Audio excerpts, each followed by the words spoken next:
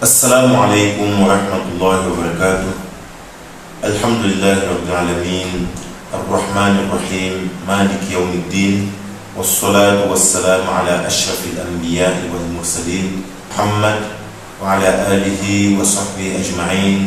أما بعد، أرحب بالإخوة الكرام في درس جديد من دروسنا في أحكام الصيام، ونتعرض في هذا الدرس الأمور التي يبتعد عنها المسلم أثناء صيامه. Saudações, paz e bênçãos de Deus seja sobre vós. Damos-vos boas-vindas a mais uma lição de regras do jejum.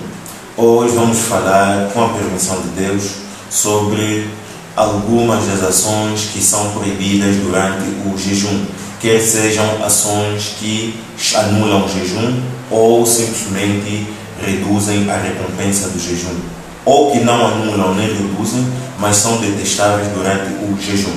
Pois o profeta Muhammad sallallahu alaihi wasallam disse numa passagem autêntica: "Rubba sa'imin laysa lahu min sawmihi illa al-ju'." Por vezes ou há casos que o jejuador não ganha nada do seu jejum, excepto o simples facto dele ter passado fome e sede. O profeta nos ensina que existem aqueles que jejuam, mas não ganham nenhuma recompensa diante de Allah subhanahu wa ta'ala.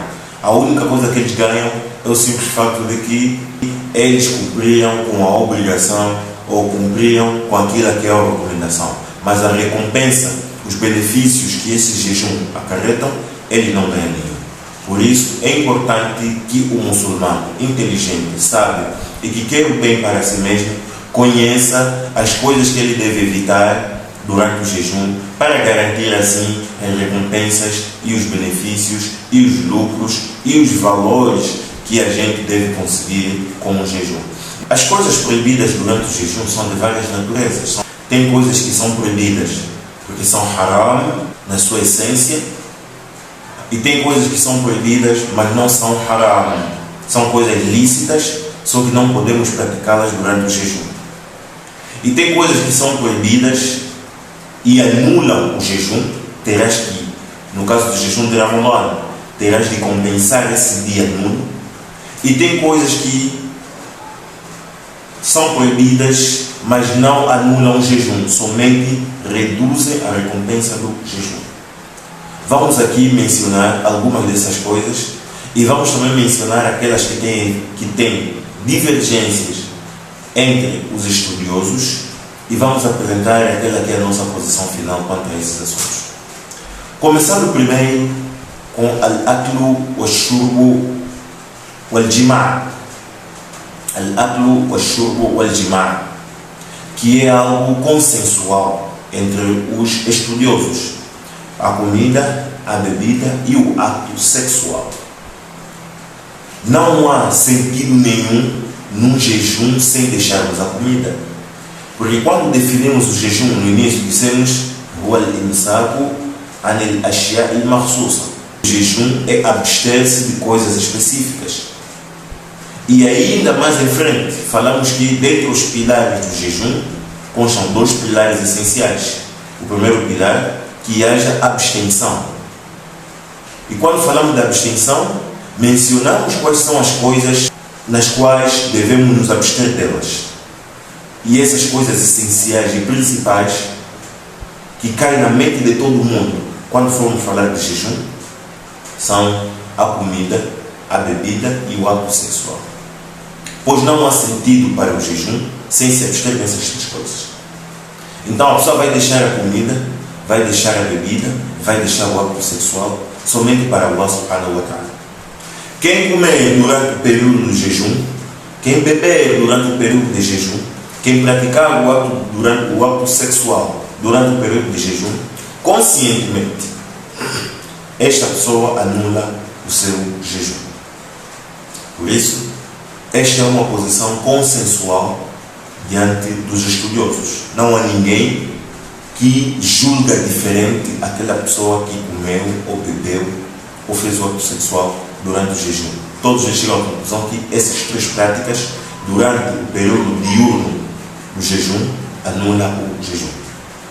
E tudo que é secundário a essas coisas. Por exemplo, as injeções.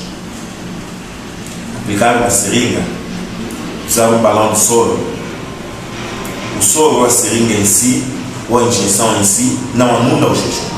Mas, se o produto, os químicos dentro desse soro, dentro dessa seringa, tem químicos que são considerados nutrientes, que são considerados nutritivos, tem vitaminas, aquilo passa a ser considerada como uma alimentação, como uma refeição. Porque temos casos de doentes que são proibidos de ingerir comida assim no seu estado de alimento, mas que são ingeridos alimento a partir das seringas, dos soros. Tudo isso faz parte da alimentação e da refeição, e tudo isso anula o jejum. Dentre as coisas secundárias que saem do ato sexual, o simples encontro dos dois órgãos genitais. Basta o órgão genital masculino se encontrar diretamente com o órgão genital feminino, o jejum torna nulo. O jejum torna nulo. E por outro, a saída do espermatozoide. Quando a pessoa faz a ejaculação, quer seja por masturbação ou por pensar bastante, esta pessoa anulou o seu jejum. Então, a saída do espermatozoide, o encontro dos dois órgãos genitais, o ato sexual, a comida, a bebida ou qualquer substância líquida que for administrada ou qualquer fármaco que contém nutrientes, que for administrado no corpo de um jejuador durante o jejum, o seu jejum torna nulo. Dentre as coisas que são consideradas proibidas durante o jejum, embora tenha forte divergência entre os estudiosos, al-hijama, a ventosa terapia, a terapia copal, que consiste em extrair uma quantia de sangue suja dos nossos organismos, muitos dos estudiosos foram na opinião de que esta prática anula o jejum. E outros são de opinião que não anula o jejum, baseando-se em evidências autênticas de ambas partes. Os que apoiaram que esta prática não anula jejum se apegaram num dito ou numa passagem onde os Sahaba afirmam que o profeta, uma certa vez, fez hijama enquanto estava de jejum. Já os que afirmam que é proibido a prática da ventosa durante o jejum se apegaram às evidências de que o profeta Muhammad sallallahu alaihi wasallam afirmou que quando estamos diante da prática da ventosa, tanto aquele que faz como aquele que é feito a ventosa, os dois, seu jejum foi quebrado. Cada um dos grupos argumentou, deu as suas evidências, argumentando esta opinião, mas o mínimo que podemos dizer sobre o hijama durante o jejum, o mínimo que podemos dizer é que é um ato detestável, pois muitos dos Sahaba preferiam fazer este ato depois de romper o jejum, para evitar que caiam nesta posição, será que? E temos um princípio dentro da religião. O profeta Muhammad sallallahu alaihi wasallam disse: "Da ma yarbik ila ma la yarbik." Deixe aquele assunto, aquela coisa que está em dúvida, e pratica aquela coisa que é consensual, é firme, tens a certeza. Se a prática do hijama é algo que tem divergência entre os estudiosos, o melhor que um muçulmano pode fazer é sair da divergência. E esta saída consiste em deixar aquilo e fazer aquilo numa hora que não há divergência. Por outra, dentre as coisas que apoiam que o hijama é proibido durante o dia, é que aqueles que evidenciaram que o profeta fez o hijama durante o dia, devemos nos recordar que o profeta Muhammad sallallahu alaihi wasallam, a sua devoção para com Allah subhanahu wa ta'ala sempre foi diferente da devoção de qualquer outro ser. O profeta conseguia recitar grandes surats longos, capítulos longos do Corão em um único rakat, enquanto que nós não conseguiremos fazer isso. O profeta Muhammad sallallahu alaihi wasallam tinha exclusividade em muita da regra do Islã. O profeta foi permitido casar mais de 4 mulheres, enquanto que nós podemos casar somente 4 mulheres. Então há coisas que são exclusivas, a profeta Muhammad sallallahu alaihi wasallam, que se forem recomendados a nós, a gente não vai conseguir. E dentre as coisas que afirmam que, ou que apoiam a posição de que hijama é proibido e é preferível evitar durante o jejum, é que, dentre as consequências do hijama, dentre as consequências da ventosa, é que enfraquece o corpo. De tanto sangue que a pessoa perder, toda essa quantia de sangue que a pessoa perder, enfraquece o corpo. E com o enfraquecimento, poderá levar aquela pessoa a romper o jejum, sentindo-se na necessidade de comer alguma coisa ou beber alguma coisa. E sabemos que tudo aquilo que leva a algo proibido é proibido. Se esta prática terá como consequência fazer algo proibido, então é proibido praticar aquela ação. Esta é uma das coisas que deixa evidente que é preferível ou é proibido o hijama durante o dia, enquanto estamos no estado de jejum. E para fechar com esse ponto, temos a regra da jurisprudência que diz al-yaqin la yazul bi-shak, que apoia aquela passagem profética da ma yurid ila ma la yurid. Deixa aquilo que é duvidoso, faça aquilo que é consensual. Al-yaqin la yazul bi-shak é aquela coisa que é firme, que é consensual, não se pode deixar por algo que é duvidoso. Se tem um assunto que queremos praticar, mas conseguiste notar que tem divergência entre os conhecedores, procura aquela posição que todos os conhecedores estão unânimes, que é a posição de que a hijama, depois de quebrar o jejum, é preferível do que fazê-lo durante o jejum. E Allah subhanahu wa ta'ala sabe melhor. A ventosa é a extração ou doação de sangue.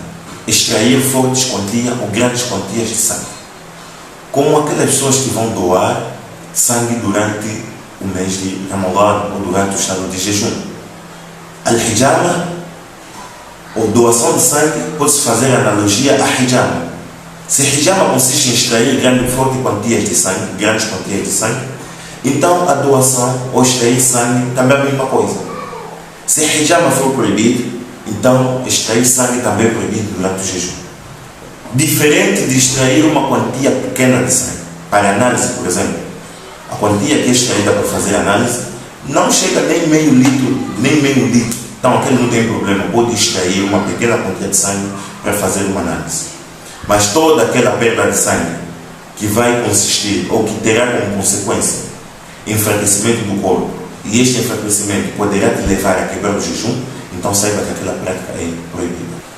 Dentre as coisas que, embora não sejam proibidas, mas é preferível ter muito cuidado e muita cautela ao fazer, é escovar os dentes e o uso de siwak. Esta prática pode-se fazer durante o jejum, mas deve-se ter cuidado para não engolir os líquidos que estarão misturados com essas substâncias, pois engolir aquele líquido conscientemente anula o seu jejum, mas escovar em si com todo o cuidado possível não anula o jejum. O muçulmano é recomendado a manter-se puro. Inna Allah tayyibun la yaqbalu illa tayyiba. Allah é puro e não aceita senão coisas puras. Allah subhanahu wa ta'ala gosta do muçulmano ser cheiroso, do muçulmano limpo. E dentre as formas de se manter limpo e higiênico é escovar sempre os dentes e usar o siwak. Dentre as coisas que podemos fazer, mas devemos ter cuidado ao fazer, é al-madadu al-istinshaq, enxaguar a boca e inalar a água pelas narinas. Quando fazemos a ablução, por exemplo, depois de lavar as mãos, lavamos a boca e o nariz, mas devemos inalar, enxaguar a água, devemos inalar a água, quer dizer, introduzir a água pelas narinas, mas com todo o cuidado para que a água não entre profundo o suficiente e passe pela garganta. Quem introduzir a água e voluntariamente, conscientemente, fazer com que essa água passe pela garganta, este acabou anulando o seu jejum. Mas se ele introduzir a água, mas por um descuido, por um erro, a água passou pela garganta, não anula o jejum, Por isso dissemos, são práticas que não anulam o jejum, mas devemos ter cuidado e cautela ao proceder durante o nosso jejum. Dentre as coisas que não é proibido, mas devemos ter cuidado durante o jejum, é provar o sabor da comida. A mãe, a esposa, a filha, a sobrinha, a irmã em casa, quando for preparar a refeição enquanto está de jejum, não há mal nenhum provar o sabor e o sal da comida. Vai colocar na sua língua, vai sentir o paladar, mas não engula, ok? Não engula saliva junto com o sabor daquela refeição, fazendo passar pelo estômago, pela tua garganta, senão aquilo poderá anular assim o teu. Dentre as coisas que podemos usar durante o jejum é o nebulizador. Para quem é asmático, por exemplo, tem problema respiratório, tem aquele aparelho que quando está no momento de crise, ele aplica na boca e injeta. Aquilo não é proibido o uso durante o jejum. Dentre as coisas que são proibidas e é consensual entre os estudiosos é o vômito propositado. O vômito prepositado. Quando a pessoa provoca o vômito em si, ele acaba anulando o seu jejum. Mas quando o vômito vem involuntariamente, por um mal-estar, esta pessoa não anulou o seu jejum, poderá proceder com o seu jejum. Dentre as coisas que anulam o jejum é al-haydu wal-nifas. Al-haydu wal-nifas. Al-haydu é menstruação. Al-nifas, sangramento pós-parto. Mencionamos anteriormente que o profeta Muhammad sallallahu alaihi wasallam havia afirmado que a mulher, quando está de menstruação ou de sangramento pós-parto, não pode jejuar e nem pode rezar. O mesmo acontece quando durante o dia do jejum a menstruação aparece ou vai no serviço de parto, a partir daquele instante seu jejum é nulo. Ainda que restem apenas alguns minutos para quebrar o jejum. Suponhamos a hora de quebrar o jejum começa a partir das 18h10 e às 18h05 ou 18h07 a menstruação aparece, desde que o sol ainda não se pôs totalmente, saiba que o jejum daquele dia foi nulo. Aquele dia, se for um dos dias do jejum de Ramadã, terá que compensar jejuando um outro dia depois do Ramadã. São regras de Allah subhanahu wa ta'ala, ninguém pode contradizer isso. Porém, a recompensa daquele dia é garantida, porque o controle da menstruação e o sangramento pós-parto não está na mão dos humanos, está na mão de Allah subhanahu wa ta'ala. E se for Allah subhanahu wa ta'ala quem causou, então você não será responsabilizado, não terá culpa nenhuma e ele saberá como te compensar. Vemos muitas manas por aí que quando a menstruação aparece no mês de Ramadã fica nervosa, fica insatisfeita. Quando a menstruação aparece durante o dia do jejum fica nervosa, fica insatisfeita. Não deviam, pesadas irmãs, pois é um estado de purificação que Allah subhanahu wa ta'ala colocou para vós mulheres. E também é uma misericórdia de Allah. Allah subhanahu wa ta'ala quer garantir que além deste dia de recompensa que você ganhou, além da recompensa que você ganhou neste dia, tenhas um motivo para jejuar mais um outro dia depois do Ramadã.